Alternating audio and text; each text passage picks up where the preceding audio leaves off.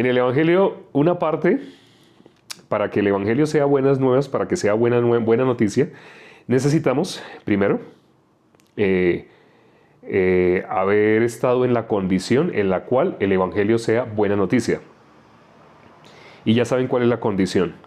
Para que una persona reciba, digamos, que sale en la prensa, en el periódico, que aparece la cura contra el cáncer, por ejemplo.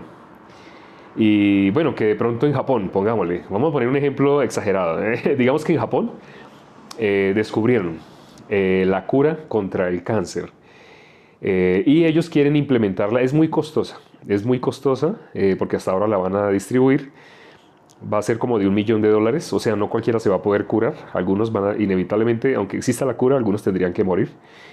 Pero que Japón, digamos, va a regalar a 10.000 personas. Y escogieron al azar un país, y ese país fue el país donde tú estás. Sí.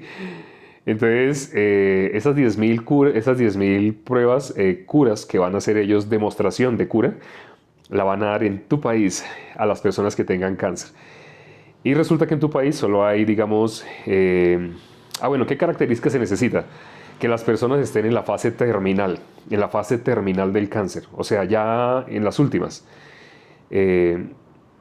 Pero entonces resulta que en tu país ahí no alcanzan a ver 10.000. Es decir, todos los que estén en la fase terminal del cáncer, los que ya han sido desahuciados, a los que les han dicho les queda 3 meses, un mes, así, a ellos es a los que se les va a aplicar esta cura, que es efectiva, y ellos quieren demostrarle a todo el mundo que sí es efectiva y escogieron tu país.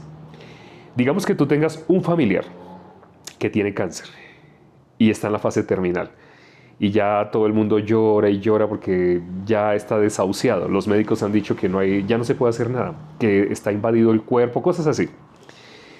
Pero ustedes le llevan la buena noticia.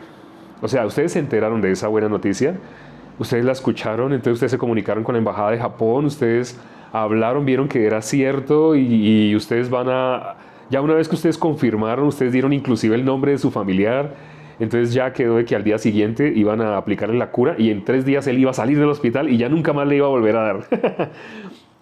¿Ustedes cómo tomaron esa noticia? Para ustedes, todo el tiempo que ustedes estaban investigando, que ustedes estaban yendo a la embajada, averiguando, todo ese tiempo a ustedes les da una emoción impresionante, les da mucho gusto. Y cuando ustedes le cuenten a su familiar, vayan y le expliquen cómo cree que se va a poner su familiar. De pronto ya casi no podía hablar, estaba todo delgado, así. Yo he conocido personas en fase terminal, por eso lo digo. Me han invitado a que comparta con ellos, que les explique el Evangelio. Y están así, muchos en condición así, de muy delgados así. Entonces, digamos que ya usted le cuenta la noticia a su familiar, así no tenga fuerza, así no, se va a reír, se va a alegrar. El que mejor le va a tomar la noticia es él.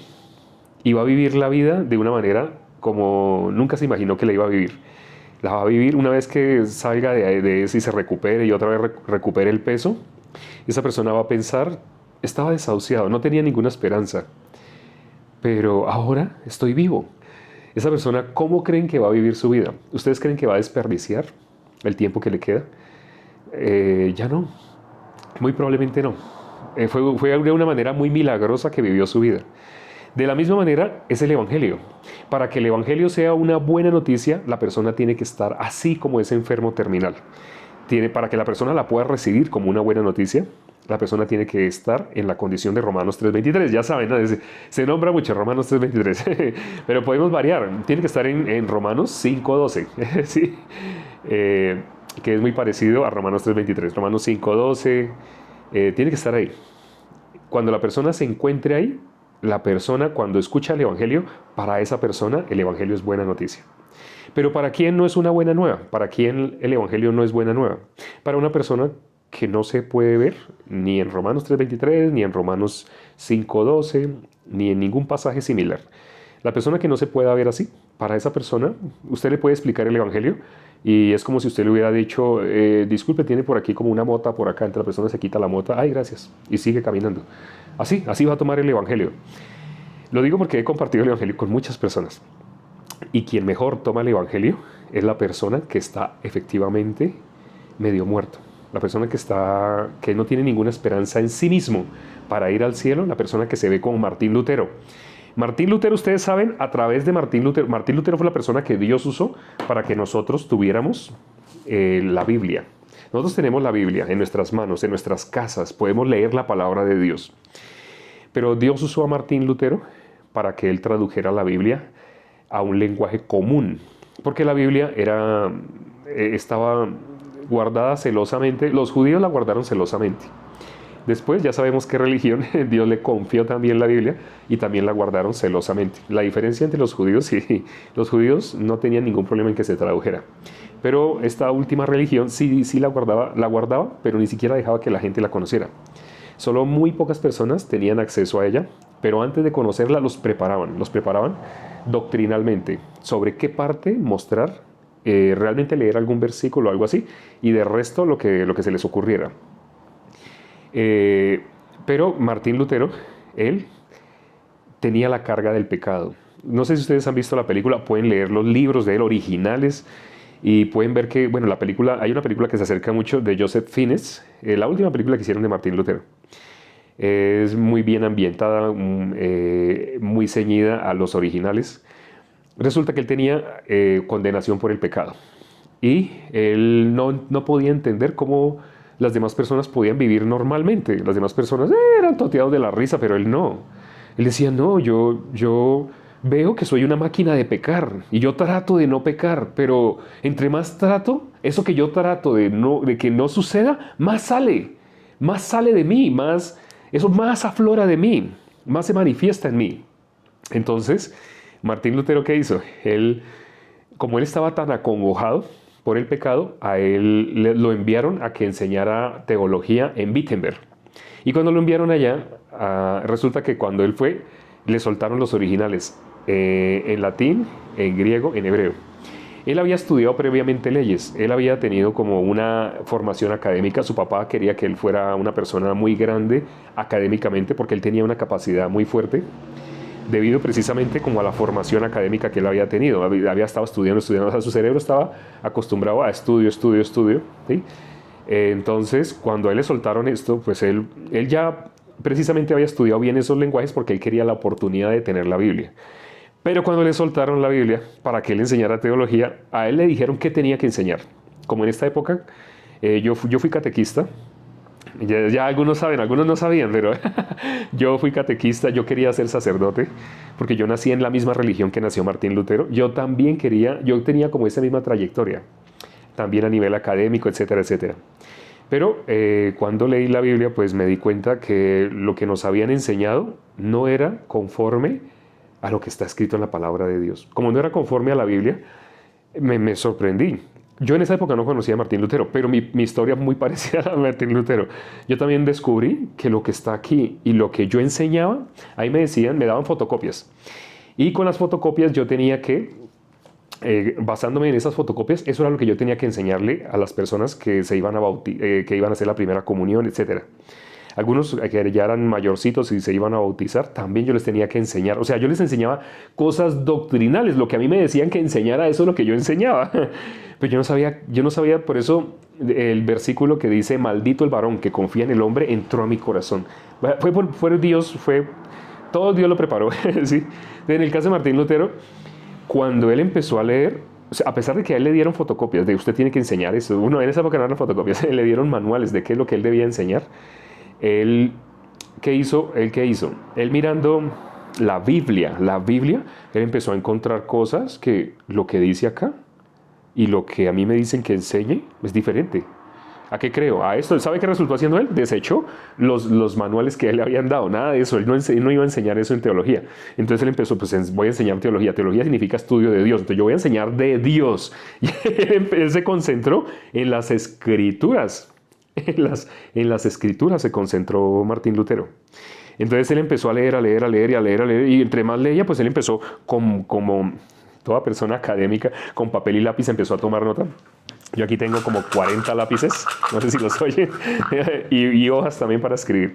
Entonces él empezó a escribir, a tomar y a escribir. Y empezó a escriba. Iba leyendo la Biblia y tomaba apuntes de lo que él descubrió, sus descubrimientos. De por qué nosotros estamos enseñando esto, pero en la Biblia dice claramente esto. Y empezó, aquí dice así, pero nosotros enseñamos así. Aquí dice así, pero nosotros enseñamos así. Él sacó las 95 tesis. Cuando él sacó esas 95 tesis, él se dio cuenta, estamos súper equivocados. Lo que estamos enseñando es una herejía. Estamos quemando a la gente, llamándola hereje. Pero lo que nosotros estamos enseñando, lo que estamos enseñando realmente es una herejía. O sea, herejes no eran los que habían quemado. Herejes eran ellos, que todavía no habían sido quemados. Entonces pero él todavía en ese momento, él pensaba que era por ignorancia que se hacía esto. Él pensaba así. Entonces él con esas 95 tesis fue y las clavó en la puerta de Wittenberg. ¿Por qué él no se había quitado su túnica? ¿Por qué él todavía seguía enseñando teología? ¿Por qué todavía seguía representando a esta religión?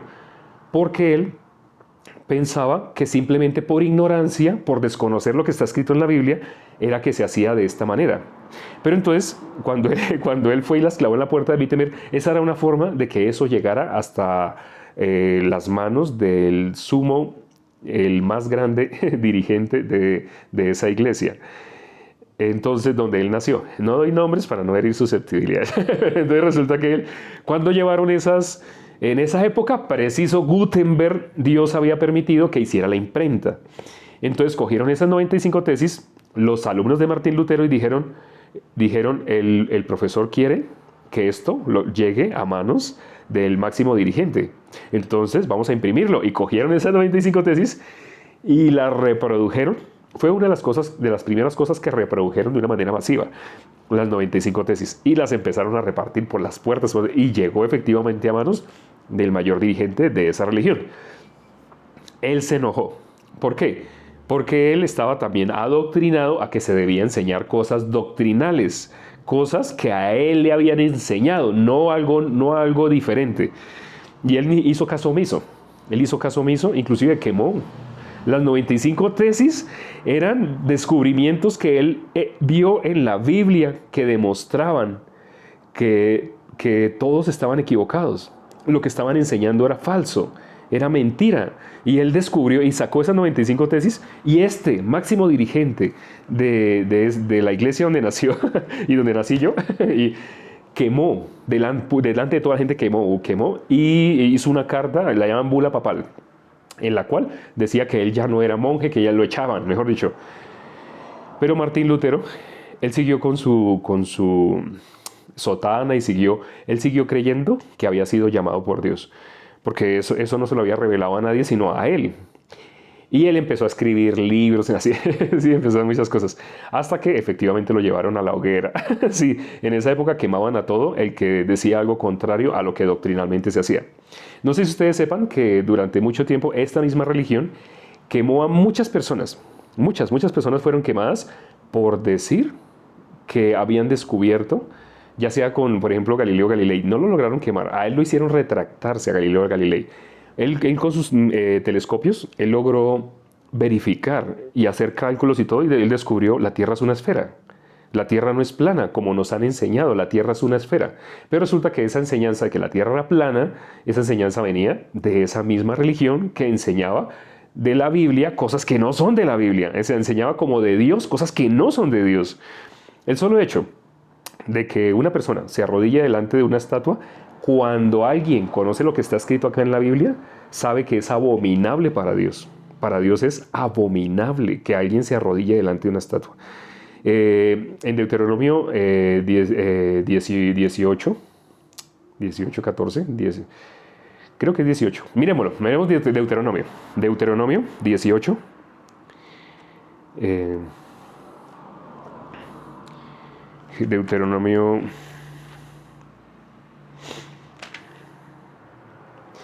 Deuteronomio 18.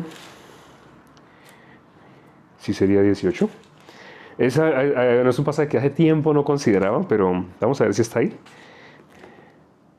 Ah, sí, es ese. Deuteronomio 18:9. Dice Deuteronomio 18:9.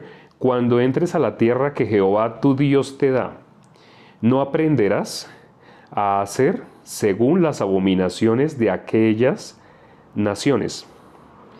No sea hallado en ti quien haga pasar a su hijo o a su hija por fuego, ni quien practique adivinación, ni agorero, ni sortílego, ni hechicero, ni encantador, ni adivino, ni mago, ni quien consulte a los muertos, porque es abominación para Jehová cualquiera que hace estas cosas. Cuando miramos los 10 mandamientos, hay cosas que son abominables para Dios. Una de esas es arrodillarse delante de una estatua.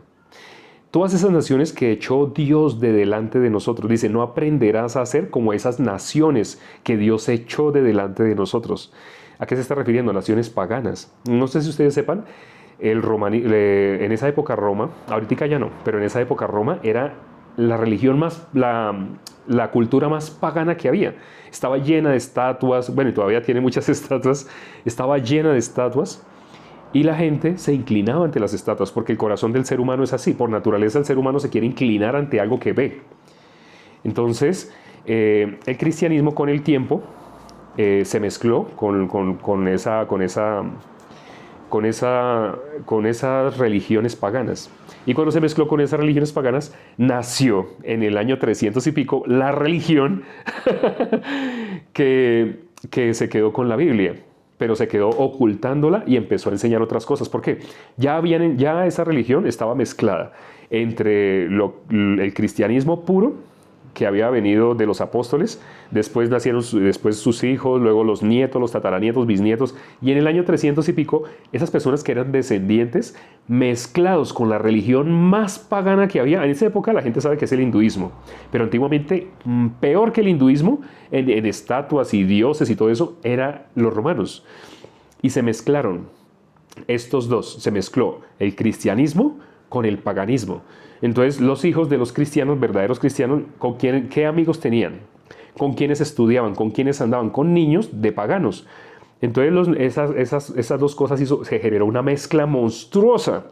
Y esa mezcla monstruosa la gente la llama universal, como la religión universal, así es que dicen, ¿no? Pero resulta que y ellos tenían la Biblia, el original, ¿sí? Pero curiosamente lo tenían oculto, ni siquiera lo dejaban leer, ni siquiera dejaban que lo estudiaran. Las personas tenían que aprender en latín algunas cosas. Fue traducida solamente a latín. Entonces estaba en griego, en hebreo, los manuscritos y en latín.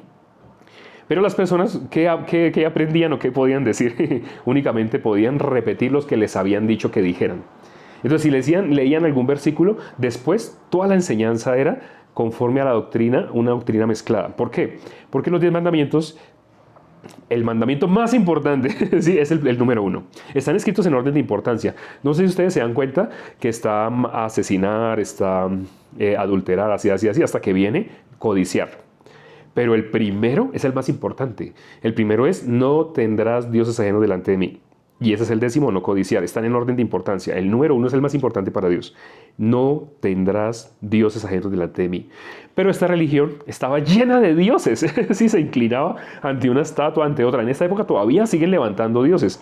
Los llaman santos. Bíblicamente eso no es santo. Santo no es una estatua. O alguien que ya murió. Lo llaman santo a alguien que dejó de vivir y le hacen una estatua. Y la gente se inclina ante una estatua, porque es el corazón del ser humano, ¿sí?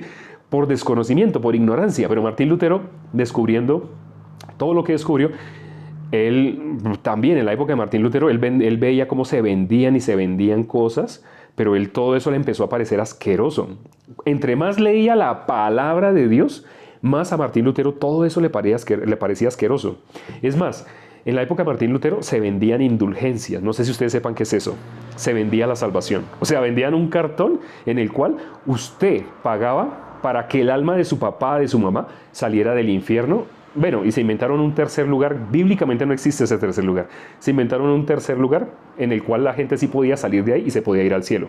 Cuando leemos Lucas 16, eso es imposible. El que una vez entra solo hay 2 lugares, no hay 3. Bíblicamente solo hay 2. El que entra al lugar de abajo, ya sabemos cuál, el que no nos gusta ni mencionar, y donde hay tormento, el que entra ahí es para toda la eternidad y no va a poder salir de ahí nunca. Eso es lo que está escrito en la Biblia. Pero esta religión enseñó, no, hay un tercer lugar donde usted puede purgar una pena, una condena, y después de que usted purga esa condena, como cuando usted toma un purgante, usted entonces se limpia, ¿no? Por dentro. Entonces, después de que usted purga esa condena, como en la cárcel, digamos, en la cárcel usted está, no sé, 10 años, y después de esos 10 años ya usted pagó lo que tenía que pagar, entonces pasa al cielo. Se inventaron eso, eso no es bíblico. Bíblicamente, Jesús explica, Lucas 16, del versículo 19 en adelante, El que una vez muere, va a ese lugar de tormento, ahí se queda para siempre. Ahí se queda para siempre. Martín Lutero, al descubrir todo eso, pues él empezó a escribir. Estamos engañando a la gente. Estamos haciendo que la gente haga cosas abominables para Dios. Estamos haciendo que la gente haga cosas que a Dios le dan asco. Estamos haciendo cosas que Dios detesta. Estamos haciendo cosas por las cuales, cuando leemos el Antiguo Testamento, muchas naciones fueron destruidas. ¿Sí? Por eso, en algún video nosotros, no sé si se han dado cuenta, en algún video, ¿qué hicimos? En algún video pusimos, ya ustedes quieren saber por qué Dios permitió el COVID. La Biblia dice, ¿quién será? En Lamentaciones 3:37, ¿quién será aquel que diga que sucedió algo que el Señor no mandó? Entonces Dios permitió el COVID. Bíblicamente sí. Sí, una persona puede, sin tener en cuenta a la Biblia, va a decir, no, eso fue del diablo. Pero no, cuando leemos la Biblia, ¿quién será aquel que diga que sucedió algo que el Señor no mandó? Y yo le digo a estas personas, ¿ustedes quieren saber por qué estas plagas? Y en la Biblia dice, ¿por qué Dios manda esas plagas? ¿Sí? ¿A quién? A un pueblo entero que está haciendo idolatría, está haciendo esas cosas. Entonces yo le dije, ¿ustedes quieren saber quién fue el culpable? Y claro, más de uno se enfureció con ese video y me decían, no, pues usted ya descubrió que fue por nosotros. Así, de ellos mismos se expresaron así. Bíblicamente sí. O sea, realmente no es por ellos, realmente es por toda la humanidad, porque toda la humanidad tiene dioses diferentes. O sea, no solamente ellos pues son los que más lo hacen de una manera, pero desfachatada, ¿sí?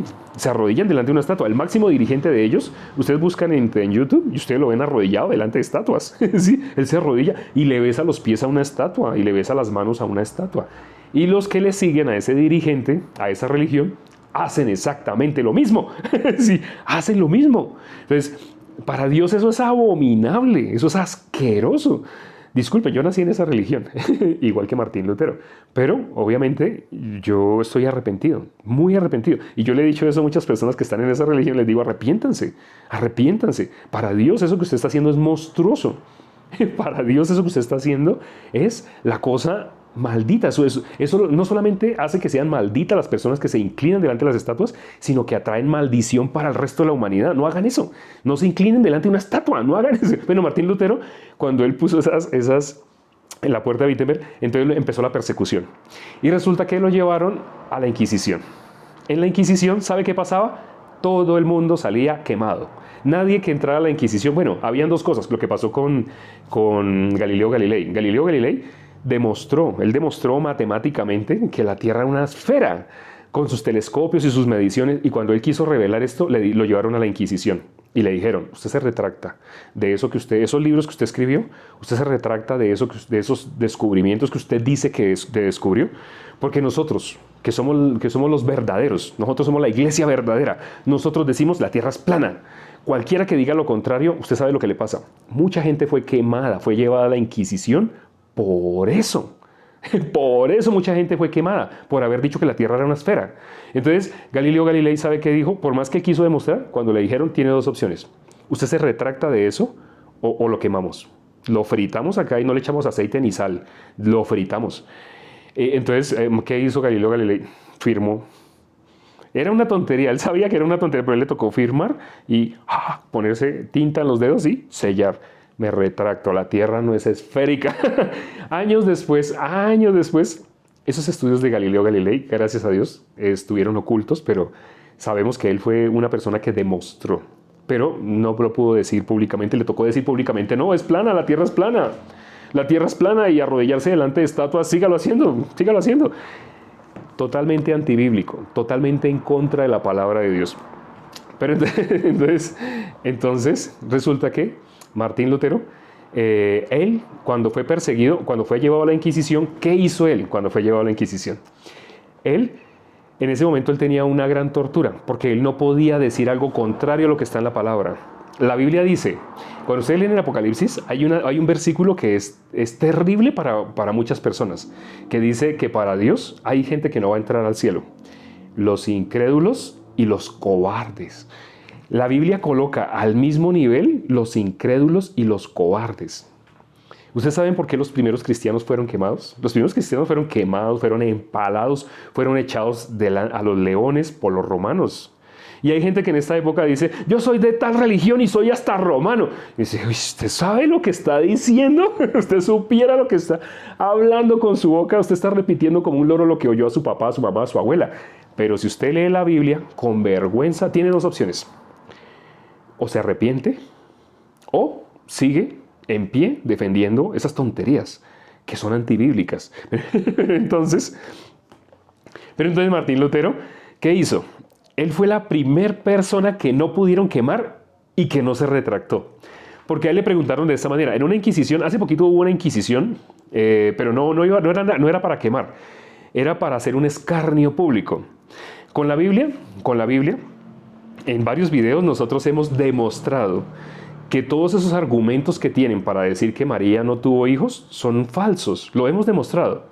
Pero se defendían con uno, se defendían con otro argumento, decían una cosa. Nosotros con la Biblia, aquí vean, vamos a leer lo que dice, vamos a leer el contexto, no solamente ese versículo, vamos a leer el versículo anterior y el que sigue. Y cuando les leíamos a las personas los versículos, pues ya ahora sí se pueden dar cuenta, sí son hijos, ¿no? Entonces, seguían parados en una mentira, seguían defendiendo una mentira, y seguían defendiendo una mentira. Hasta que, en la época de Martín Lutero, cuando le preguntaron, le dijeron, ¿se retracta de todos esos libros que usted escribió? ¿Se retracta? ¿Sí o no? Diga sí o no. ¿Sí? Diga sí o no. Bueno, la Inquisición que se hizo recientemente, a una persona la cogieron delante de todos los enemigos, o sea, todos los que decían lo contrario a lo que él iba a demostrar con la Biblia. Él con la Biblia iba a demostrar, no lo dejaron hablar.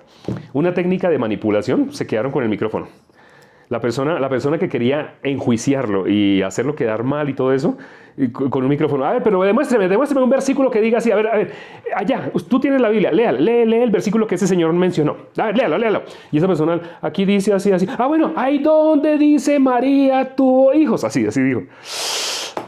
¿Sabe que legalmente eso no es un argumento válido? Si ese hubiera sido un juicio legal, el juez que estuviera ahí hubiera dicho denegada esa acusación. Tiene derecho a defender. Pásele el micrófono a él, que él va a exponer y todos escuchen atentamente ahora la defensa. Pero no, ahí no hubo defensa. Eran 1000 personas en contra de uno. ¿Sí? Y peor, el que estaba dirigiendo tenía el micrófono y no se lo soltaba, solamente le acercaba. Dígame, ya, no, sí. Si usted me demuestra, yo me retiro, yo dejo de ser. Cuando yo vi ese video, yo vi la Inquisición. Igual a Martín Lutero, ¿qué le dijeron? A Martín Lutero le dijeron, diga sí o no, ¿se retracta de lo que usted escribió o lo quemamos? ¿Se va a la hoguera o se retracta?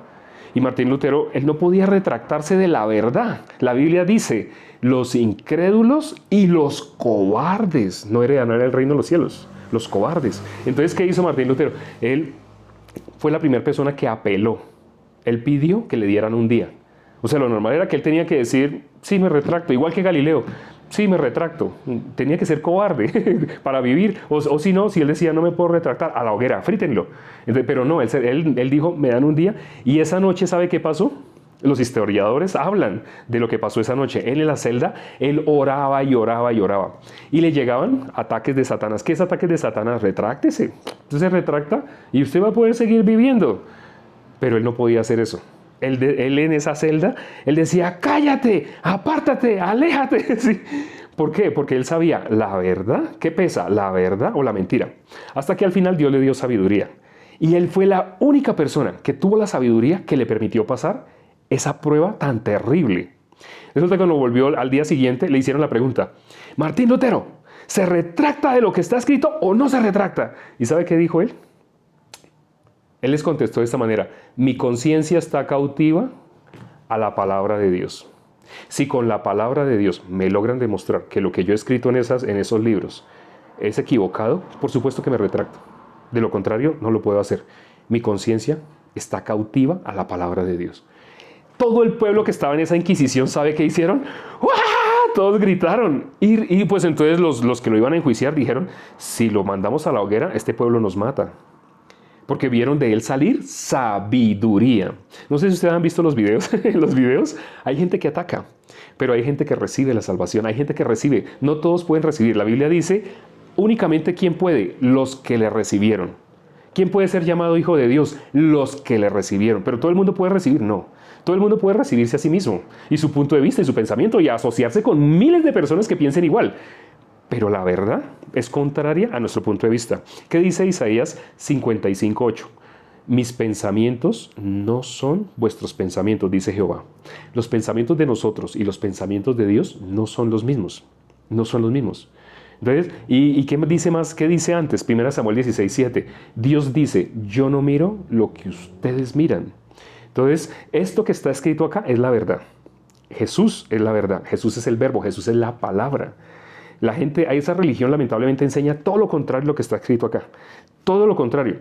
Desde los mandamientos más importantes los viola completos, ¿sí? Y enseña dogmas religiosos, a que usted sea mojigato, a que usted se vea hipócrita, que sea hipócrita, que usted diga que usted no miente cuando usted no puede dejar de mentir, que usted diga que usted no codicia cuando usted no puede dejar de codiciar. Muy bueno, creo que el día de hoy nos hemos extendido mucho. Y curiosamente, el versículo que más quería mostrar, no lo pudimos mostrar. Vamos a continuar. Les advierto algo. Tengo que darles una noticia, esperen, no se vayan. Mañana, pasado mañana, durante los próximos 3 días, es probable que no podamos hacer el en vivo, para que no se vayan a asustar. Sí, tengo amenazas de muerte detrás de mis espaldas. Hay gente que me está persiguiendo. Gracias a Dios no me han encontrado. Pero tranquilos, si estos 3 días no va a haber live, no significa que ya me dispararon, no. Ahí están con la mira buscándome, pero no lo han logrado hacer. Entonces, mientras no me puedan callar, voy a seguir hablando la verdad. No pudieron quemar a Martín Lutero y nosotros tenemos la palabra de Dios en nuestras manos. No la pudieron quemar. Él tradujo la Biblia, él fue la primera persona que tradujo la Biblia a un lenguaje común. Igualmente, mientras a mí no me disparen, inevitablemente voy a seguir hablando la verdad. Sí hay persecución, siguen amenazas, no me interesan las amenazas. La Biblia dice, los cobardes no heredarán el reino de los cielos. Yo no quiero morir siendo un cobarde. Entonces, voy a anunciar la verdad hasta lo último, las últimas consecuencias. Esa es una de las características de ser salvo. La persona que no es salva, inevitablemente va a ser como Galileo. Ay, no, pues se va a retractar. Entonces, ya saben, durante los próximos 3 días es probable que no haya live, porque voy a estar en un lugar donde no hay buena transmisión de datos. Y yo puedo hacer el live con datos, pero voy a estar en un lugar apartado, ¿sí? Entonces es probable que no haya. Voy a tratar de alguna manera, pero en caso de que no se pueda, entonces nos veríamos, o sea, 3 días, disculpen que no va a haber. Sí, vamos a orar para terminar. Padre, gracias por este tiempo que nos has permitido para compartir tu palabra. Permite, Señor, que ahorita mirando la historia, hoy vimos la historia de cómo tenemos la Biblia hoy en nuestras manos. Hoy vimos la historia de la prueba tan fuerte que tuvo que pasar un justo, alguien que recibió la salvación. Él recibió la salvación a través de Romanos 1:17, donde dice, el justo por fe vivirá. Él vivió por fe. Él realmente nos da una muestra, uno de los grandes de la fe, así como Abraham, David, Moisés, se llama Martín Lutero. Gracias a que él tuvo su corazón 100% para Dios, él estuvo dispuesto a morir por Dios, Dios lo usó de una manera como no usó a otros que fueron cobardes y que prefirieron seguir en la mentira, enseñando mentira, con tal de tener favores de sus superiores. Pero él estuvo dispuesto a desafiar la muerte, con tal de que la verdad se mantuviera. Padre, gracias, Señor, por las personas que han padecido persecución, así como el apóstol Pablo, como Martín Lutero, como muchas personas.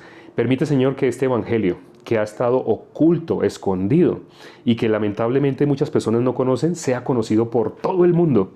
Dice la palabra que si el grano no cae en tierra y muere, pues no puede haber fruto. Si es necesario que alguno de nosotros muera para que este evangelio sea anunciado, mejor. Para que estos videos sean más virales, mejor. Permite que suceda lo que tenga que suceder. No le tenemos miedo a la muerte, dice el apóstol Pablo. Para mí el morir es ganancia, porque sabemos exactamente a dónde vamos. Los que no tienen esperanza en la vida eterna, esas personas van a tenerle miedo a la muerte. De lo contrario, no le tendrían miedo a la muerte si tuvieran la seguridad de la salvación. Pero esa seguridad solamente tú la puedes dar. No depende del que quiera ni del que corre, sino de quien tú tienes misericordia. Ten misericordia de todos los que entraron en este live. Sé que algunas personas entraron a distraer, a bromear, a ofender, a muchas cosas, pero algunos pudieron oír. Por esos que pudieron oír, vale la pena, vale la pena. Te pido, Señor, que por ellos, por aquellos que tú les has dado un corazón ya preparado, un corazón humilde, permite que por ellos estos lives se sigan realizando hasta cuando tú quieras. Si es necesario efectivamente que haya muerte para que haya más propagación del evangelio, así sea también. Te lo pedimos y hemos orado en el nombre de nuestro Señor Jesucristo. Amén.